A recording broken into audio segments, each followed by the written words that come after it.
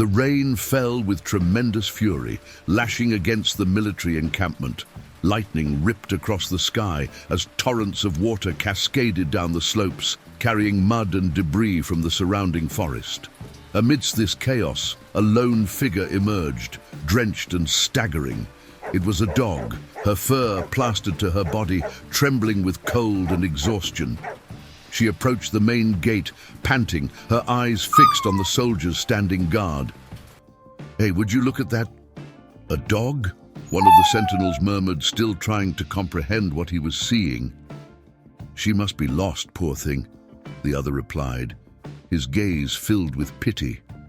But there was something strange about her. She didn't just seem lost. The wind howled, and the dog, unfazed by the storm, stood firm before them, as if waiting for something. What that dog was doing there, it was nothing like what we imagined. Before we continue, I'd like to ask you to check if you're already subscribed to the channel. Here you'll find heartwarming dog stories that will touch your heart. The following morning, the military encampment still bore the devastating marks of the storm. Fallen trees blocked pathways, and the once solid ground had transformed into a treacherous mire of mud and water. Minor landslides had buried parts of the barracks, and soldiers worked tirelessly to clear the debris. The clang of shovels and the squelch of boots sinking into the muck were constant, but the atmosphere in the camp was far from simply physical. A tension hung in the air, almost palpable. Since the dog's arrival the previous night, the soldiers' routine had been disrupted. They couldn't stop talking about the animal. What initially seemed like a small incident was beginning to morph into a mystery. The dog remained at the gate, observing every movement as if waiting for something or someone. "Why is she still here?"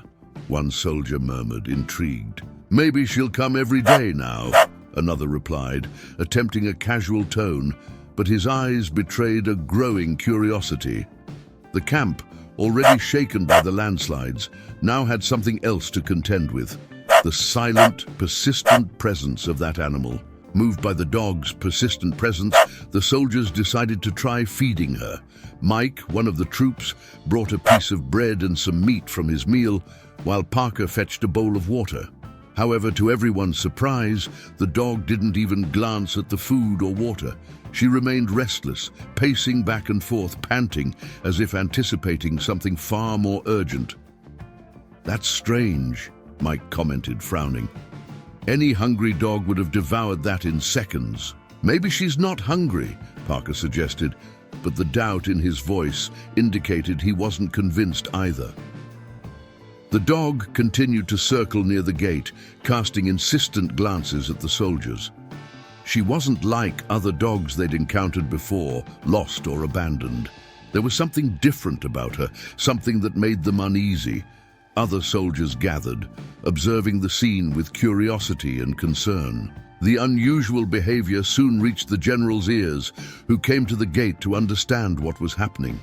The dog stopped her restless pacing when he approached, fixing her large, bright eyes on him, as if finally someone might understand what she truly wanted. "Anything new?" the general asked, observing the animal carefully. "We tried feeding her, but she hasn't touched the food or water. She's still agitated," Mike explained, still puzzled. The general crouched down, closely examining the animal's features. Her brown fur was matted with mud and soaked from the previous night's rain. Her ears were constantly pricked, and her breathing was rapid, as if she were anxious or distressed. Her eyes, however, were the most striking feature. They held an urgency none of the soldiers could ignore. "She's not here for food," the general murmured, slowly rising, his gaze still fixed on the animal. The dog let out a low whine, as if confirming his suspicion. She was there for a far more important reason. The dog's restlessness only grew. She continued to ignore the food and water, and now she was beginning to bark insistently. The barks weren't aggressive. On the contrary, they sounded almost like a plea for help. She looked at the soldiers, then at the dense woods surrounding the camp, as if trying to lead them somewhere. What could she want? Parker asked, crossing his arms with a furrowed brow. I have no idea, replied Mike, clearly worried. But it's strange, isn't it? She doesn't want food or water, so what is she trying to tell us? Other soldiers began gathering around, all intrigued by the dog's actions. Hypotheses started to surface. Maybe she's lost and looking for her owners, suggested one of the men. Or maybe she's trying to warn us about something, said another in a more serious tone. The general observed in silence, trying to decipher the animal's behavior. The dog's persistence, her barking, and her insistent gaze toward the horizon left everyone with a sense that something bigger was coming. Why wouldn't she want just the food? If you've ever had a dog that surprised you with some unusual behavior, leave a like. Dogs can be much more intelligent and sensitive than we imagine. The situation grew even stranger when the dog, in an unexpected move, began tugging at the soldiers' uniforms. First, she grabbed the hem of Harris's pants with her teeth, pulling gently but insistently. When he tried to push her away, she let out a frustrated whine and turned to Carter, repeating the gesture. It was clear she wanted them to follow her. She's trying to lead us somewhere, Carter said, looking at the others with a mixture of surprise and confusion. But where? Harris asked, eyeing the surrounding woods with suspicion. And why? The soldiers attempted to follow her, but each time they took a few steps in the direction she seemed to indicate, the dog would run a little ahead and then return, as if impatient with their hesitation. The dense undergrowth and muddy terrain made progress difficult. They couldn't simply leave the camp without a clear plan. What do you think she wants to show us? Bennett asked, scratching his head, as the group gathered to discuss what to do. Maybe something happened out there, Grant suggested, his tone more serious now. It doesn't make sense for her to be this desperate for no reason. The general observed from a distance, a thoughtful expression on his face. The mystery surrounding the dog left everyone uneasy, but no one knew for sure how to proceed. Following the instincts of an animal was a risk, but ignoring what was happening seemed equally wrong. The general, attentive to the urgency the dog was showing, knew he couldn't ignore what was happening. There was something deeper in the animal's behavior, but the possibility of it being a trap couldn't be dismissed. He made the decision to assign a team to investigate. Carter, Harris, Grant, and Bennett, you're coming with me, ordered the general firmly. Let's see what this dog is trying to show us, but with caution. Keep your eyes open and weapons ready. The team quickly prepared, adjusting their gear and checking their weapons. Everyone was aware that the dog's behavior was unusual, but no one knew exactly what to expect. The possibility of an ambush was always present in the soldiers' minds. The dog, who had been impatient until then, seemed relieved to see she would finally be followed. She set off toward the forest, and the team followed in formation, with the general in the lead. The terrain was treacherous, with mud and fallen branches making progress difficult. The dense vegetation forced the soldiers to move slowly, but the dog pressed on without hesitation, as if she already knew the way. The silence of the forest was unsettling. All that could be heard was the sound of the soldiers' boots sinking into the wet ground and the rustling of leaves. The air felt heavy, charged with an invisible tension. Why is she taking us so far? Grant murmured, trying to keep an eye on the dog up ahead, who paused from time to look back at the group, ensuring they were still following. Stay alert, replied Carter, the most experienced among them. This could be a trap. Keep your weapons ready. The dog began to pick up the pace, and the soldiers did their best to keep up. The general was focused, but the terrain made quick progress difficult. Low branches and fallen logs obstructed the path, forcing the group to constantly make detours. The tension grew with each step. The soldiers were prepared for anything.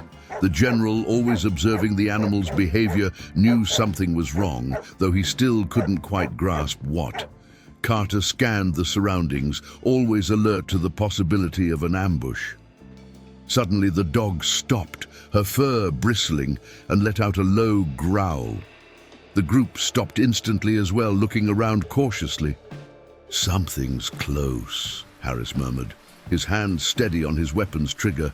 "What would you do if you were in this team's place?" The moment of peak tension had arrived.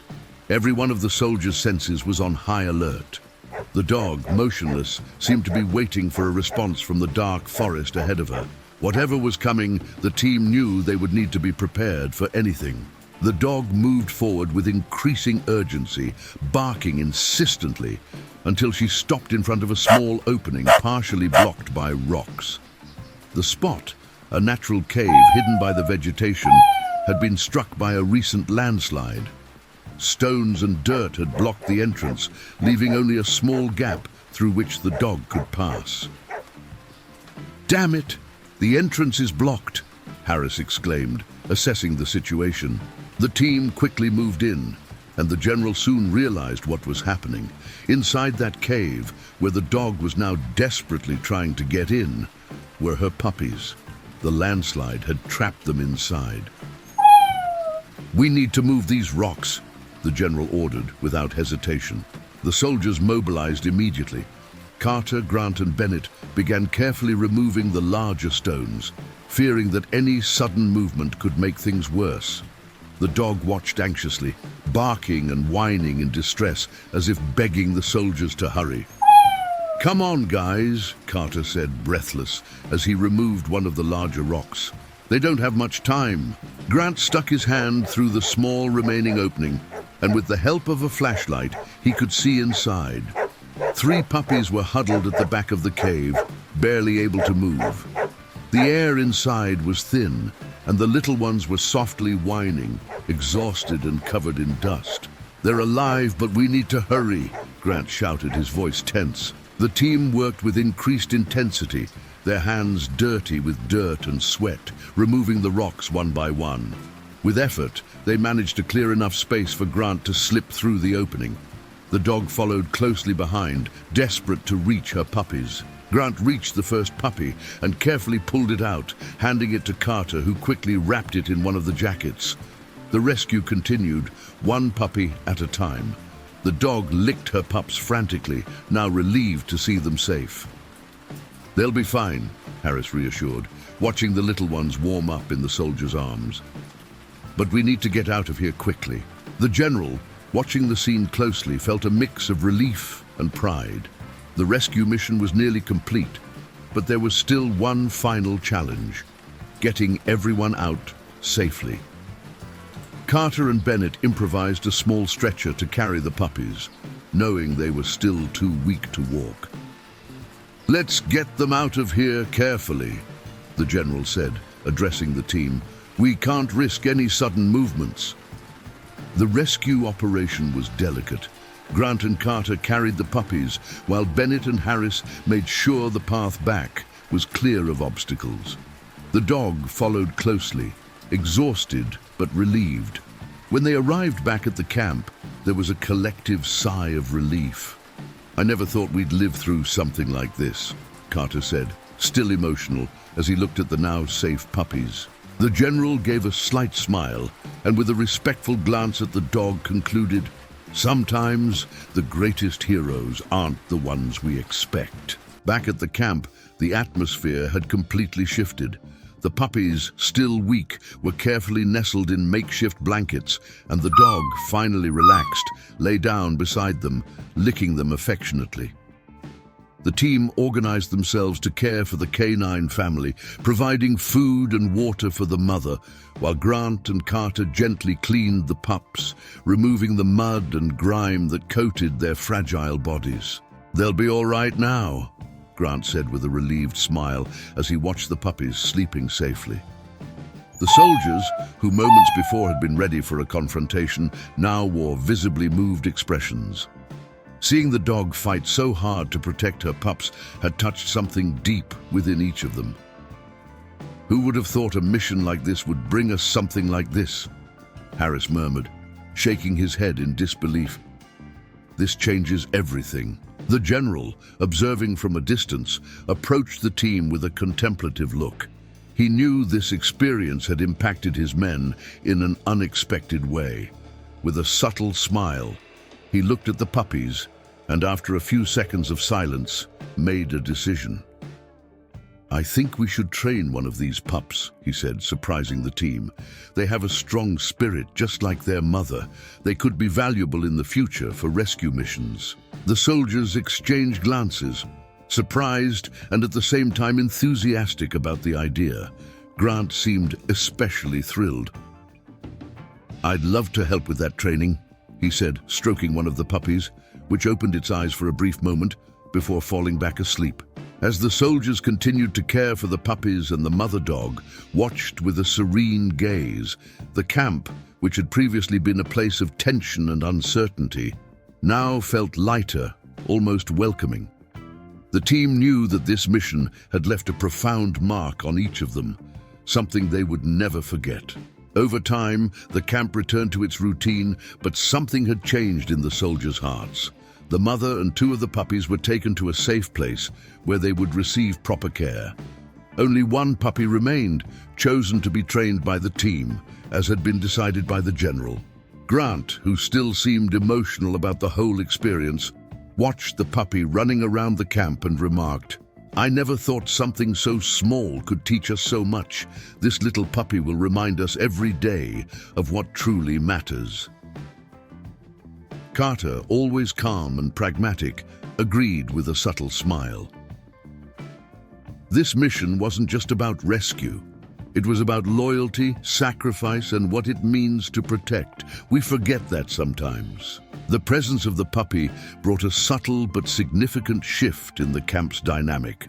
While the military routine remained rigorous, there was now a new sense of tangible purpose. Training the puppy wasn't just a task, it was a symbol of the hope and courage they had witnessed during the rescue. Harris, one of the most hardened by the weight of war, reflected softly. "You know, I never thought a mission like this would make me rethink so many things. That dog, it fought to save its own. And us? We fought too, but why? I think I know now. What message does this story leave for you?" For all the soldiers, the experience was a reminder that even in the hardest times, there is space for empathy and solidarity. The puppy that remained to be trained became more than just a future rescue dog. It became a symbol of everything that mission had taught them. The mother dog and her two rescued puppies are now safe and sound, receiving all the care they need. They've recovered well and are living peacefully, far from the dangers they once faced. The puppy who remained with the team has begun its training, displaying early on the same strong and courageous spirit its mother showed when fighting to save her litter. Reflecting on the events, the general said to the team, "Bravery isn't limited to what we do for ourselves, but mainly to what we're willing to do for those we love. This mission showed us that in a way none of us expected." The story left a deep mark on the soldiers' hearts, reminding them that a mother's love is one of the purest forms of courage. If you enjoyed this story, please like and subscribe to the channel for more heartwarming stories like this one.